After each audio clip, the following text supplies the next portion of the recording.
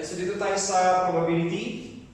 Ay, so pag sinabi natin probability is equal to the desired numbers of outcomes divided by the total possible outcomes. Yung value ng probability is starting with 0, pwedeng up to 1 or 100%. So pag sinabi natin 0, hindi pwedeng mangyari, 1% or 100%. So sure namang mangyayari. Yung numerator natin, yun yung desire. Ito yung pwedeng permutation, pwedeng combination with certain restriction. So medyo mahirap kunin yung numerator. While yung denominator naman, pwedeng permutation, combination na walang restriction. Okay, so total possible outcomes. Pero sa mga simpleng board exam problem ng probability, gaya nito, so hindi naman kailangan ng permutation combination na analysis. So sa number 1, sabi niya dito, a jar of candies contains 4 mints, 6 toffees, and 3 chocolates. So find the probability of getting a mint if 1 candy is picked at random. So meron tayong 4 mints, 6 na toffees, tapos 3 chocolates. Kunin lang natin yung total. Yung total nito is 4 plus 6 plus 3, we have 13. Yung desire, kung bubulot daw tayo ng isa, so ang gusto lang makuha is mint. So meron tayong 4 na mints, okay? So probability is equal to the desire over total. So probability is 4. Ano yung total natin? That is 13. So ito lang naman yung sagot natin. Letter C, 4 over 13. So minsan ganito lang kasimple yung board exam problem sa probability.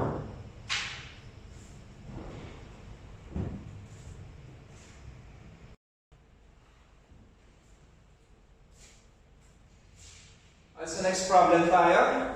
Sabi niya dito sa number, okay, situational problem. From problem 2 to 4. So, a can contains 3 blue balls and 5 red balls. If 2 balls are thrown in succession without a replacement. So, bubunot tayo ng dalawa. Tapos, okay, ito yung case na without replacement. Take note na meron kasi tayong case din na pagdating sa ganitong problem, yung case na with replacement. So sabi niya sa number 2, ano yung tanong niya sa number? Okay, number 2, sabi niya, what is the probability that both balls are red? So, the probability is equal to, dalawa yun, dalawang succession. So, set natin yung dalawang probabilities, magkasunod. So una, ano yung probability na red yung una nating mabubunot? So kunin muna natin yung initial na total. Yung initial total natin is 8. So what is the probability na red yung una nating makukuha? So unang pagbunot is red. Ano yung probability na red siya? Meron tayong 5 red sa total na 8. Okay? Yun yung pagkabunot ng isa. Well, yung second case natin, or second situation na to, yung second na bunot, kung red yung nabunot, 3 pa rin yung blue. Pero yung red natin is 4 na lang. So, meron tayong total this time na 7. 7 na lang yung total since nabunot na. So, ito yung first na red, another red. So, ano yung probability na red? Ulit yung susunod, meron na lang tayong 4 na red for a total of 7. Okay, 7 balls. Then, kunin natin yung product. So, this is the same as, okay, 5 times 4 is 20 divided by 56. Or, simplified nito, ano yung simplified form ng 20 over 56? Or, pwede natin dito. 1, 2. That is the same as 5 over 14. Meron ba sa choices? We have letter D, that is 5 over 14. Yun yung ating number 2. And then question number 3, sabi niya dito, what is the probability that one ball is blue and the other is red? So, yung tanong niya is, one is blue, yung pangalawa is red. So, meron tayong dalawang case dito. Ito na yung first case natin. Okay? Ito yung first case natin. Yung unang mabubunot is blue, pangalawa is yung red. So we have probability number 1. Okay, so parang ganito. Ano yung probability na blue yung una kong mabubunot? That is, we have 3 divided by, okay, a total of 8. Then, since dalawa yung bubunutin natin, yung pangalawa, ano yung probability na red yung mabubunot? So, di ba yung unang case natin, makakabunot ka ng 1 blue. Ano yung probability na red yung susunod? By the way, since nabunot na yung isang blue, 2 blue na lang yung naiiwan. Pero, tama. Okay, so meron tayong 7 pa rin supposedly. Okay, di ba? Kung nabunod na yung isang blue, okay, dalawang blue, 5 red. Ano yung probability na red yung mabubunot sa pangalawa? That is 5. Okay, 5 over 7. So, i-multiply lang natin. This is the same as 15 over 56. Okay, 15 divided by 56. Yun yung case na yung blue ang una, pangalawa yung red. So, hindi naman niya kasi sinabi kung ano yung mauuna. Basta ang sabi niya lang, isa blue, isa red. So, kahit ano yung arrangement. Yung second case natin, mauuna ang red, susunod yung blue. Okay? So, ano yung probability na red yung una nating mabubunot? 1, red. So, this is our probability number 2. Ano yung probability na red ang una? That is 5, a total of 8. So, di ba kung nabawasan na yung red, so meron tayong 3 blue, yung red magiging 4 na lang. Ano yung probability na yung blue naman yung mabubunot? That is the same as 3 divided by 7. So this is the same as 15 divided by 56. Kung mapapansin ninyo, parang kinopya lang natin yung kabila. Binaliktad lang natin yung arrangement. Okay? So 3 over 8 kapag blue yung una, then 5 over 7 kapag red. Pero baliktad, 5 over 8 kapag red, tapos 3 over 7 kapag blue naman yung susunod.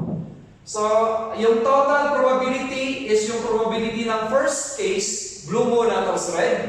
Tapos yung probability na red muna tapos blue. Kinukuha natin yung lahat ng possible arrangement.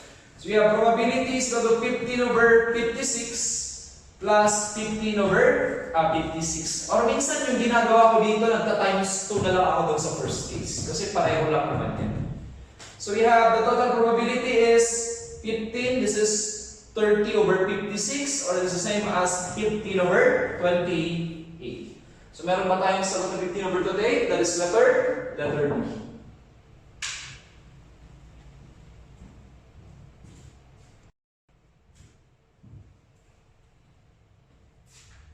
Okay, ito naman yung next question, number 4. Sabi niya, what is the probability that all are of the same color? Magkakaroon ulit tayo ng dalawang case dyan. Okay, yung first case ay isang blue, tapos isang blue. Okay, ano yung probability na yan? Let's say P1. Ano yung probability na blue ang una? So let's say this is 1 blue. Ang probability is 3 divided by 8. So kung nakuha ko na yung isang blue, ang maiwan dito is dalawang blue, tapos 5 red. Ano yung probability na blue ulit yung makukuha ko?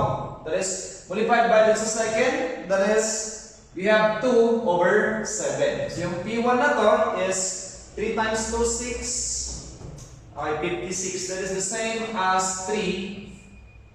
Okay, 3 over 20. Okay, 3 over 28. Ito yung case na yung unang bunot is blue, pangalawang bunot is yung blue. Tapos yung isang case natin, yung isang red, tapos yung isang red. Yun yung ginawa natin kanina kay number 2. Ulitin ko lang. So dito, ano yung probability na red ang una kong mabubunot? Probability number 2 tayo. Ano yung probability na red ang una? That is 5 over 8. So kung nakuha ko na yung isang red, okay, kung nakuha ko na yung isang red, ang maiwan dito is 4 na red. Ano yung probability na red ulit yung mabubunot? That is the same as 4 over 7. So, ito yung sagot ko kanina na 20 over 56. 20 over 56 are basically yung 5 over 14. So, the same as 5 over 14. Okay ngayon, yung total probability, summation of all probabilities, yun yung P1 plus P2. Yun yung 3 over 28 plus 5 over 14. Kasi sabi naman niya, the same color. So, dalawang blue or dalawang red. So, we have the total probability is equal to, ano yan? So, we have 3 over 8, 28 plus 5 over 14. So yung sagot dito is equal to 13 over 28. And ito yung total probability. 13 over 28, letter C.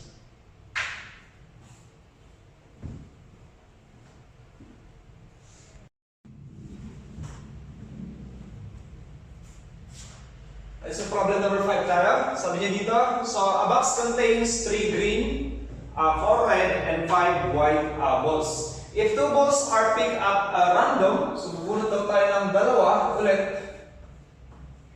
Tapos, without replacement, what is the probability that both are of different colors? So, dalawa yung bubunutin, tapos magkaiba yung kulay. So, kailangan natin consider yung mga cases na to. Yung first case natin is pwede tayong makabunot ng isang green, tapos kasunod is isang red. Pwede ko nang kunin yung chance, isama na natin yung, baliktarin lang natin. Mauna yung red, susunod yung green. So ito yung ating probability 1. So what is our initial total? Sabihin ko na lang T1. Our initial total is 12. Okay? Ano yung probability na green yung una? That is the same as 3 over 12. Ngayon, kung nakuha ko na yung isang green, mababawasan na yun, magiging dalawa na lang. Yung second total natin is obviously magiging 11. Ano yung probability na red yung susunod? That is the same as 4 over 11. Tapos, isama na natin yung case na mababaliktad yung arrangement. Mauuna yung red, susunod yung green. Anong gagawin natin doon? Times, ay mag-multiply tayo ng times 2. So this is the same as 3 times 4 is 12, over 12 is 1 over 12, times 1 over 11. Okay, so this is the same as 2 over 11. 3 times 4 is 12, so 2 over 11. Yun yung case natin, isang green, tapos isang red. Yung next case naman natin is pwede namang isang green, tapos yung susunod is isang white. Isama ulit natin yung case na mauna yung white, susunod yung green. Okay, we have the probability number. Sabihin natin probability number 2. Ano yung probability na green yung mauuna? So, ganun lang ulit. Tatlo. Tama? Tatlo, that is 3 over 12 multiplied by, ano yung probability na white yung susunod? So, ulitin ko lang. Pagkakuha ng isang green, ang susunod is yung total magiging 11. So, tingnan na mabawasan lang yung denominator. So, ano yung probability na white yung susunod? That is 5 over 11. So, mag-multiply ulit tayo ng 2 dito para i-consider natin yung sequence na white muna, tapos green. And this is equal to, okay, ano yan? So, we have 3 times 5 times 2, that's the same, divided by 12 times 11. So yung probability na to is equal to 5 over 22. Tapos i-consider natin yung last case.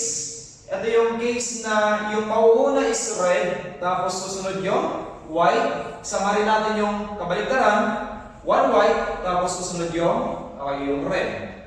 So we have the probability number 3. Ano yung probability na red ang mauuna?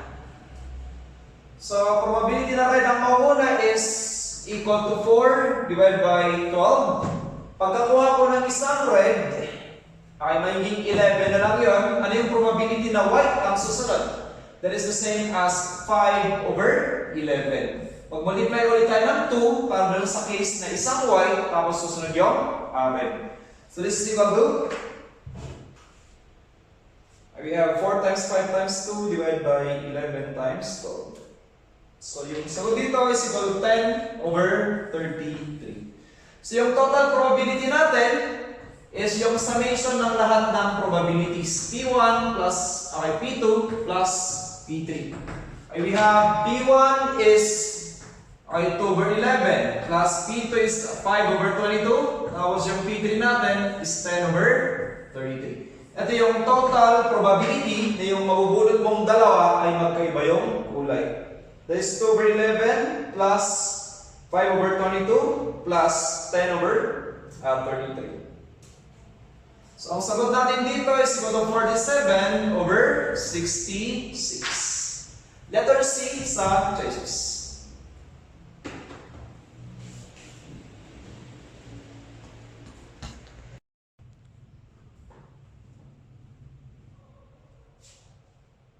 Try natin number 6. Sabi niyo dito, if 3 balls are drawn in succession, from 5 white and 6 black balls in a bag, find the probability that all are of one color if the first ball is replaced immediately while the second is not replaced before the third draw. Ito na yung case na with replacement. Okay, so meron tayong according sa problem, meron tayong 5 white tapos 6 na black.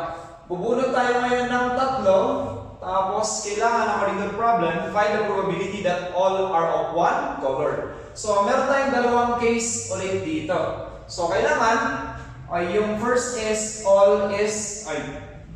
yung first case natin is 3 white. Okay? So white yung una, white yung pangalawa, white yung pangatlo. Yun yung ating P1. So we have our P1 is, ano yung initial total natin? Our initial total is 11. Ano yung probability na white yung una? That is 5 divided by 11. So ngayon is, pagkabunot ko ng isa, ano yung mangyayari is, magiging 4 na lang yung white. Kaya lang, according dun sa problem, sabi niya, find the probability that all are of one color if the first ball is replaced immediately. Pagkabunot ko nung una, ibabalik ko siya. Okay? So, ang mangyayari, yung white mo, babalik sa 5. So, which means, ano yung probability na white ulit yung mabubunot ko sa pangalawa? So, hindi yun magbabago. Parehong 5, 11. Okay? 5 over 11. Kapag with replacement, hindi magbabago yung probability. Okay, ngayon, then, pagkabunot ko dun sa pangalawa, nasa second na tayo, is, sabi niya sa problem, while the second is not replaced before the third. So, hindi natin papalitan yung pangalawa. Pagkakuha ko ng pangalawa, is magiging 4 na to, yung total natin magiging 10 na lang. So, ano yung probability na white yung mabubunot sa pangatlo? Dito na sa pangatlo, magiging, this is the same as 4 over 10 na lang. So, ating P1 is 5 times 5, 25 times 4, 25 times 4, 100. That is the same as 100 divided by 11 times 11 is 121 times 10, 1,210. Or this is the same as, ano yung simplified form niyan? May minus 0. 10 over 1, this is the same as 10 over 121. Yun yung ating first case na 3 white. Yung second case naman natin is 3 black. Take note ang sabi niya is, yung 3 are all of one color. So ano yung probability? Number 2 natin. Ano yung probability na ang una nating mabubunot is black? That is the same as 6 over 11. Pagkabunot mo ng isa, ibabalik mo, hindi magbabago yung probability kapag with replacement. So magiging 6 over 11. Doon sa pangatlo, pagkabunot ko ng pangalawa, nabawasan na yung black, magiging 5 na lang, total is 10. Ano yung probability na black ulit yung susunod? This is the same as 5 over 10. So, ano yung sagot dito? That is 6 times 6. 6 times 6 times 5. That's divided by 11 times 11 times 10. Or yun pala yung 1,210. So, this is the same as 180 divided by 1,210. Or the same as 18 divided by 121. So, yung total probability is summation of all probabilities, P1 plus P2. That is the same as 10 over 121 plus 18 divided by 121. So yung total probability is equal to 28 divided by 121. 28 over 121, letter C.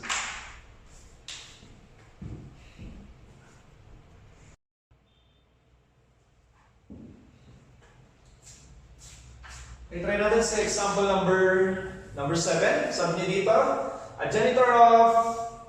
janitor with bunch of 9 keys is open a door but only 1 key can open. So what is the probability that he will succeed in 3 trials if the keys drawn are returned before drawing the next key. So yung case na to is with replacement.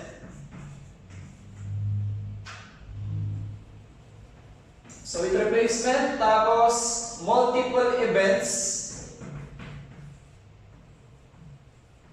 So multiple events for a reason, okay, tatlong trials, tatlong beses siyang bubulot. So since with replacement, hindi rin magbabago yung total, ang total niya is magiging 9. Ano yung probability na tama yung susi? Yung probability na tama yung susi is isa lang yung correct key, so 1/9.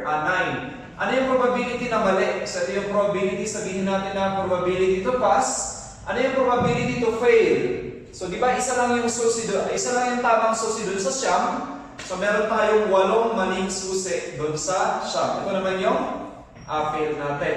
Kaya lang magkakaroon tayo ng 3 cases.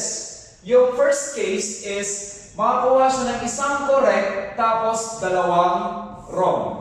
Okay? So parang ganito, ay bubunot siya. Ano yung probability na tama yung bunot niya sa una? Yung probability na tama yung bunot niya sa una is 1/9. Pero 3 beses siyang bubunot. Ano yung probability na mali yung susunod? That is 8/9 tapos ay 8/9 yung pangatlo. Okay? So, ano yung magiging total nito? Is equal to 8 times 8, 9 times 10 times 10 is equal to 64 divided by 729. Ito yung case na tama yung una. Pero pwede rin naman na yung unang ito is sa pangalawa. For example, ay ganito, mali yung una, 8/9, tama yung pangalawa, mali yung pangatlo. So, pareho lang din naman yung probability. This is 64/729. And yung last case is parang 8/9, mali. 8/9, mali ulit, pero tama yung last. 1/9. So pareho lang naman yung probability na to. This is 64 divided by 729. Ito yung case na mali yung isa, na tama yung isa, mali yung dalawa. Pero take note, pwede niyang makuha yung susi, yung tamang susi ng 2 beses. For a reason, with replacement, ibabalik mo yung nabunot mo. So, pwedeng 2 correct, isang mali. So, paano yan? Parang, ano yung mga cases na to?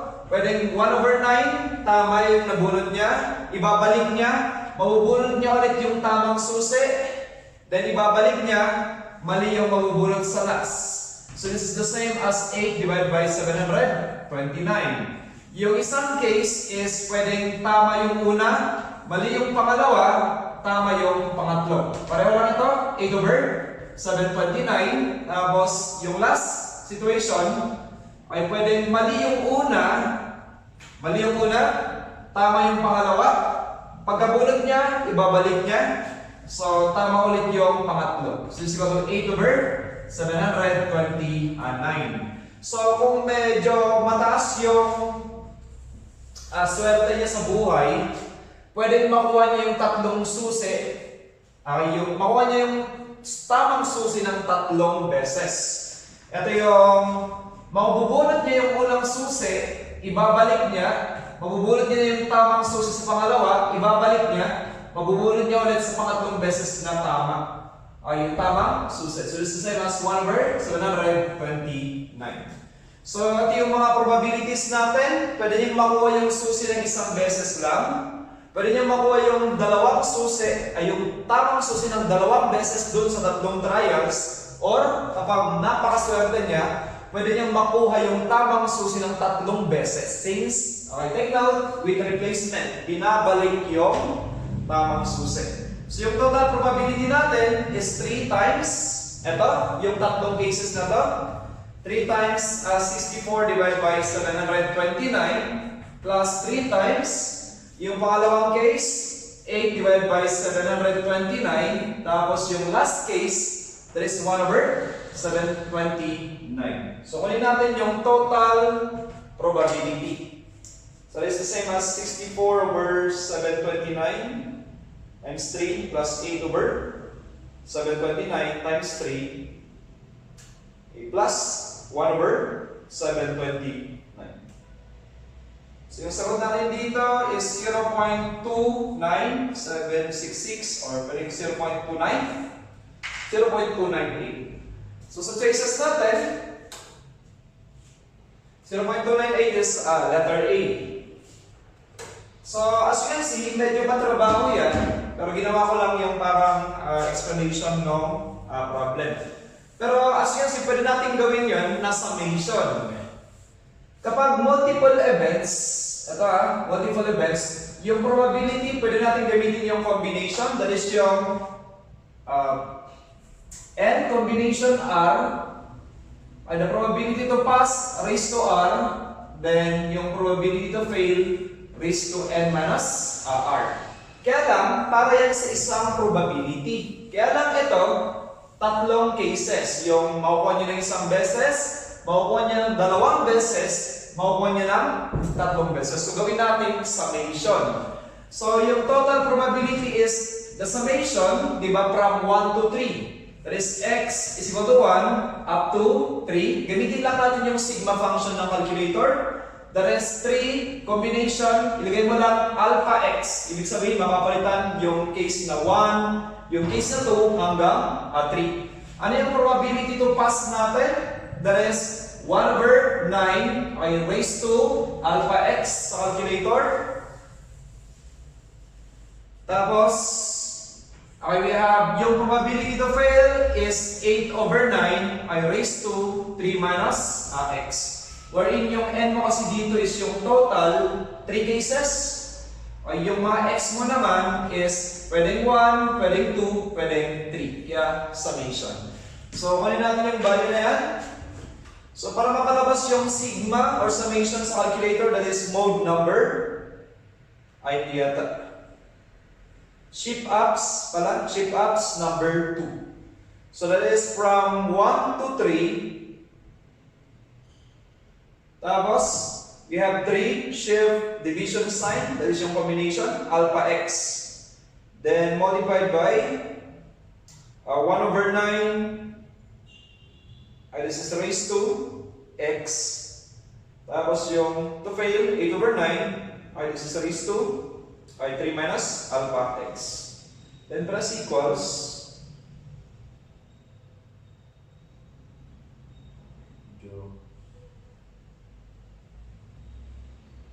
So, yung lumabas dito is 217 over 729, or that is the same as, pareho lang, we have 0.298. So, pareho lang sagot natin kanina. Okay, tapos, isa pang solution dito, huwag nyo kakalimutan na probability na tama yung sagot, or yung probability na mangyayari yung isang event, plus yung probability to fail is always equal to 1. Okay? Ano ba yung probability na mag-fail siya ng 3 beses? Take note, yung probability na mag-fail siya ng 3 beses, 3 trial yon. Ano yung probability na mali yung unang susi? That is 8 over 9. Ano yung probability na mali yung pangalawang susi? Pareho lang, 8 over 9. Probability na mali yung pangatlong susi is also 8 over 9. So, this is yung probability na mag-fail siya totally. So, this is 8 cubed. Ano yun? That is equal to 512 divided by 729. Probability na mangyayari plus yung probability to fail is always equal to 1. So, yung P plus 512 divided by 729 is equal to 1. So, ano yung probability na mangyayari siya? That's basically 1 minus 512 over 729. So, 1 minus 512 over 729. So, ang lalabas dito is 0.298. So, minsan, mas madaling kunin yung probability to fail. Ibawas mo yun sa 1, yun yung probability to pass.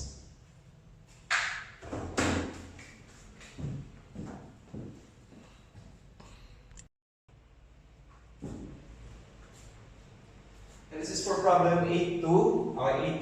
Sabi niya dito, box A contains 5 blue pens and 10 red pens. And box B contains 20 blue pens and 10 red pens.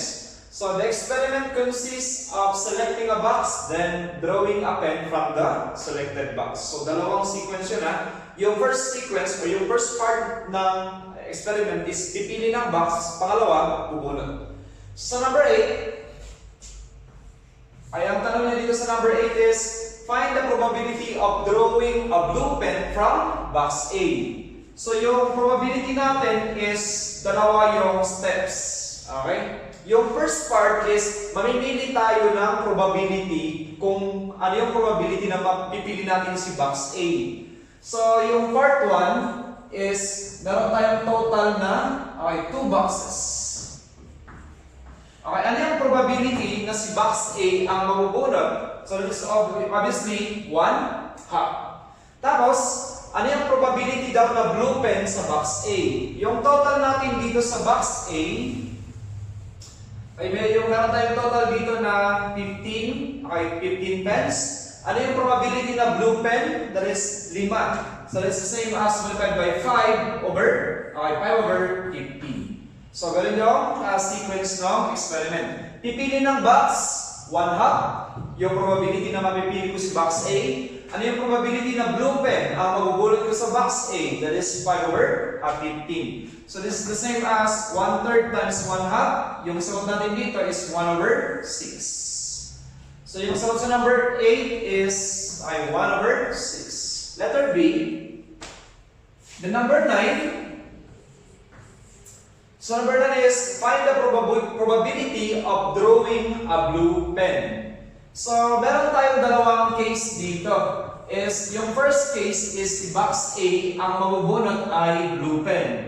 Meron na tayo dyan, meron tayong bala na yan, at yun kanina. That is 1 half, then 5 over 15. So that is 1 over 6. Yung second probability natin is sa box B tayo makakabunot na blue pen.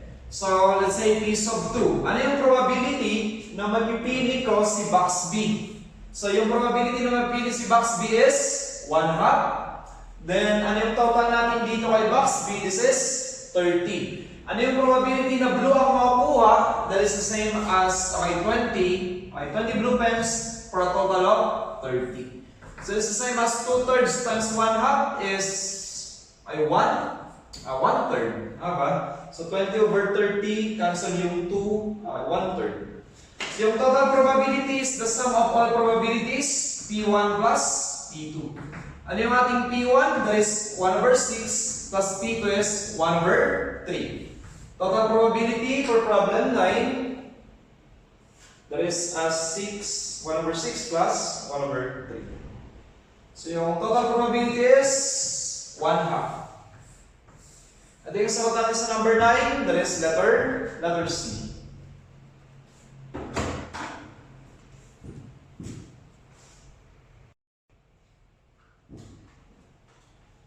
So it said, problem number 10 to 12. Sabi niyo dito, so mabasa na ito naman sa board exam. The probability that component A will operate satisfactorily for 5 years is 0.80. So kung probability to pass is 0.8, ano yung kanyang probability to fail? Huwag niyo kalimutan, pass plus fail is always equal to 1. So 1 minus 0.8 is 0.20. Okay? Then that component B will operate satisfactorily over the same period of time is 0.75. So 1 minus 0.75, so mag-fail siya ng 0.25.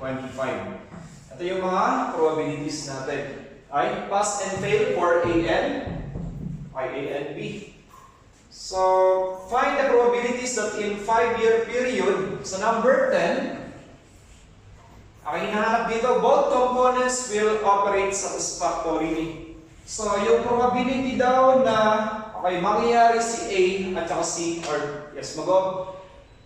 mag-operate si A at saka si B. So, simply, yung product ng product ng probability of A and B na pass.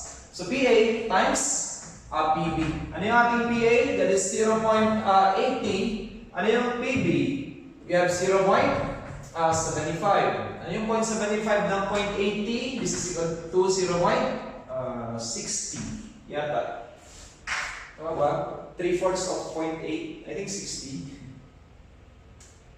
Yes, that's 0.60. Then number 11, ano yung tanong niya dito? Only component A will operate satisfactorily. So yung probability na hinahanap niya dito is mangyayari si A pero mag-fail si B. Since sabi na, okay, only component A will operate satisfactorily. Ano yung probability na mangyayari si A? We have 0.8. Ano yung probability na mag-fail si B? That is 0.25.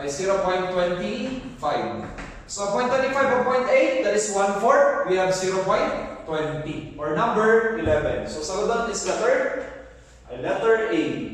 Then number 12 is only component B will operate satisfactorily. So yung hinahanap dito is mag-fail naman si A, okay, mangyayari daw si B. So ano yung probability na mag-fail si A? That is 0.20. Ano yung probability na mangyayari si B? That is 0.25.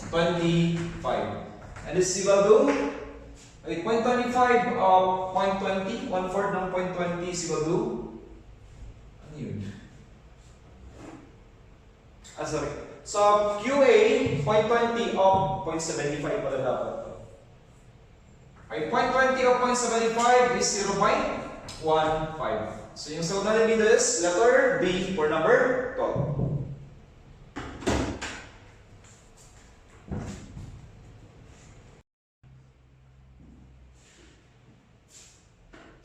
Okay, so let's have problem number 13. Sabi niya dito, one box contains 4 cards numbered 1, 3, 5, and 6. Another box contains 3 cards numbered 2, 4, and 7. One card is drawn from each box. Find the probability that the sum is even. So, kukuha tayo ng isang card dito sa kabila, isang card dito sa kabila. So, kailangan ay yung number card na to, tapos yung number ng card na to, yung sum nila is an even number. Okay, so ano ba yung mga cases na yung sum ng dalawang number is even? So, yung makalimutan that ay an odd number plus an even number is always laging odd. Okay, parang 1 plus, ano ba yung isa ko lang odd? Parang 3 plus 4 is 7.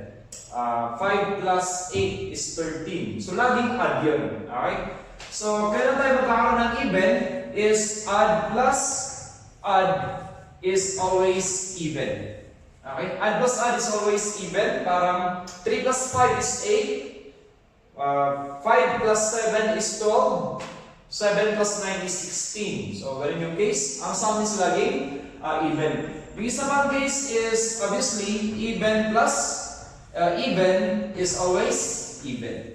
Okay? So, obvious yun. Parang 2 plus 4, 6 plus 10, 12 plus 18, and so on. So, magkakaroon ka ng dalawang cases. Ito lang yung consider natin kasi ang kailangan na sum is even. So, yung first case natin is odd plus odd muna tayo. So, ano yung probability na odd yung makukuha natin dito sa first box? P1, ilan ba yung odd numbers dito? Yung consider natin 1, 3, at saka 5. So, yung probability na to, yung total dito is, meron tayong 4 na numbers or 4 na card numbers. Ito naman is 3. So, meron tayong 3 dito, 3 odd, that is 3 over 4. Yun yung sa first box. Sa second box naman, ilan yung odd? Ito yun, 7 lang. So, multiplied by 1 over 3. So, yung probability na odd, yung sa first, probability na odd sa second, kunin lang natin yung product. Cancel yung 3. This is 1, 4. So, yung second case is even yung makukuha natin sa first plus even yung makukuha natin sa pangalawa. So, probability number 2, ano yung probability na even yung makukuha natin sa first? Yun yung 6 lang yun. So, yung mag-isa lang siya, 1 over, okay, a total of 4. Dito naman, merong dalawang even. So, it is the same as 2, a total of 3. So yung probability na to is 1, 2. That is 1 over, 1 over 6. So 2, 1, 2 times 3, 6. So yung total probability is equal to, okay, P1 plus P2. This is 1/4 plus 1 over 6. So we have the probability is equal to, yun yung 1/4 plus 1 over 6. So yung sagot natin dito is 5 over. This is 5 over 12. Yung sagot natin sa number 30. 5 over 12, letter E.